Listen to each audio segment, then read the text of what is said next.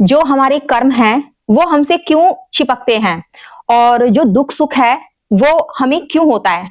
दुख सुख होने का कारण क्या है और दुख सुख कब तक हो सकता है, वो भी हमारे ही हाथ में है, किसी दूसरे के हाथ में नहीं है।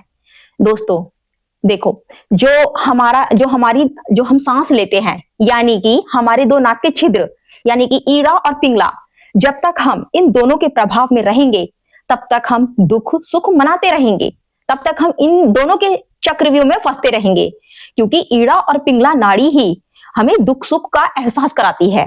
ठीक है। अब ये जो कर्म है, हमसे कर्म कब अटैच होता है, कब चिपकता है ये, क्योंकि बोलते हैं कर्म बंधन। हम इस धरती पे रहते हैं, कर्म तो हमारे हाथ से होते ही है, चाहे वो अच्छे हो चाहे वो बुरे हो, कर्म तो कर्म है।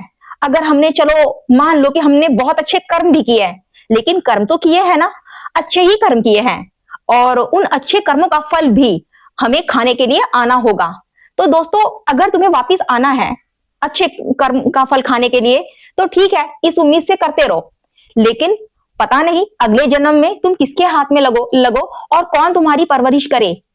अब दोस्तों, अगर तुम्हें कर्म बंधन से मुक्ति पानी है तो आपको अपने अंदर जाना होगा।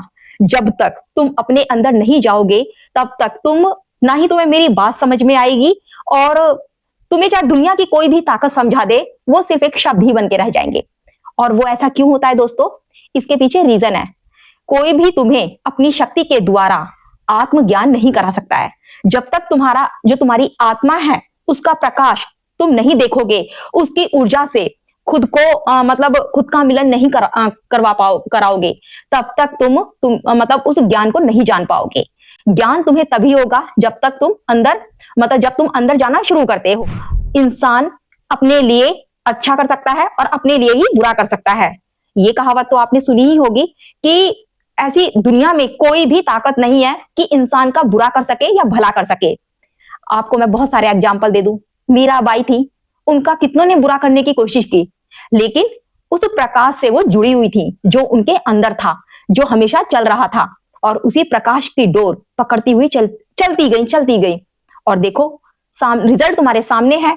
तो दोस्तों, उन लोगों से भी तुम्हें खुद को बचाना है जो तुम्हारे दिमाग को, मन को अपनी तरफ खींचे।